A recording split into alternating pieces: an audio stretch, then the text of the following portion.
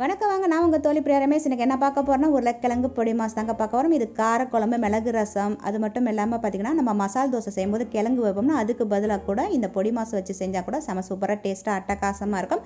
இதுக்கு தேவையான பொருட்கள் என்னென்ன அப்படிங்கிறத வாங்க பார்க்கலாம்.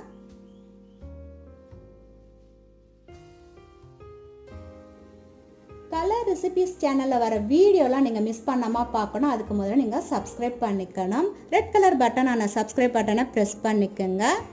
பக்கத்தில் இருக்கிற பெல் ஐக்கானையும் ப்ரெஸ் பண்ணிக்கோங்க. அதில் 3 ஆப்ஷன் கேட்கும். அதில் ஆளுங்கிறத ப்ரெஸ் பண்ணிங்க தான் நோட்டிஃபிகேஷன் பெல் உங்களுக்கு வரும். அப்போ எந்த வீடியோ நம்ம சேனலில் போட்டாலும் அதை மிஸ் பண்ணாமல் நீங்கள் பார்க்கலாம். வேக வைத்த உருளைக்கிழங்கு 4, இஞ்சி, பூண்டு, பச்சை மிளகா,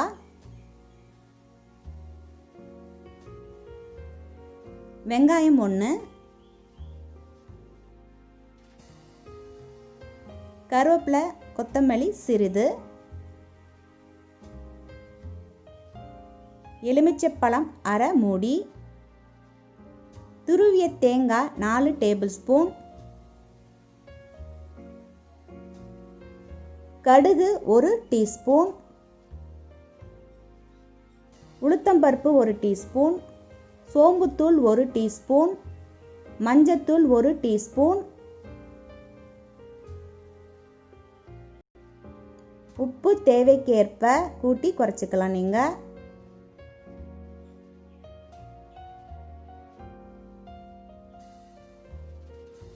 தேங்காய் எண்ணெய் தேவைக்கேற்ப,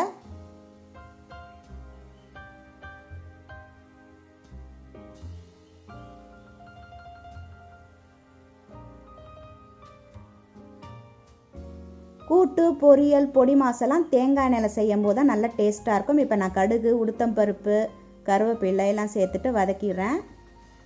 வெங்காயத்தையும் சேர்த்தாச்சு. பச்சை மிளகாய், இஞ்சி, பூண்டை நசுக்கி அதில் சேர்க்கணும். தேவையான அளவுக்கு உப்பையும் சேர்த்தாச்சு.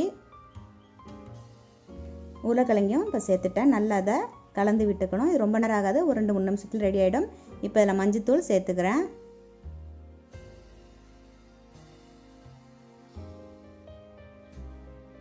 சோம்புத்தூள் தேவையான அளவுக்கு சேர்த்துக்கலாம். நான் 1 டீஸ்பூன் சேர்க்குறேன். இப்போ எல்லாத்தையும் கலந்துட்டு அடுப்பை ஆஃப் பண்ணிடணும். இது கொஞ்சம் கூலானதுக்கு பிறகு தான் எலுமிச்சைப்பழ ஜூஸை பிழியணும். சூடாக இருக்கும்போது சமைக்கும் போது எலுமிச்சைப்பழ ஜூஸை நம்ம பிழிஞ்சோம் அப்படின்னு பார்த்தீங்கன்னா அது கசக்க ஆரம்பிச்சிடும். அதனால் அடுப்பு ஆஃப் பண்ணி ஒரு 5 நிமிஷம் கழிச்சு இதை சேர்த்துங்க. இப்போ நல்லா இதை கலந்து விட்டுருங்க.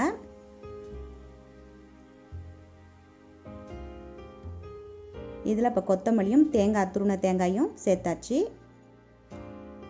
அதையும் நல்லா கலந்து விட்டாச்சுன்னா இப்போ சாப்பிட்றதுக்கு ரெடி ஆகிடும். நம்ம சாப்பிட்றலாம்.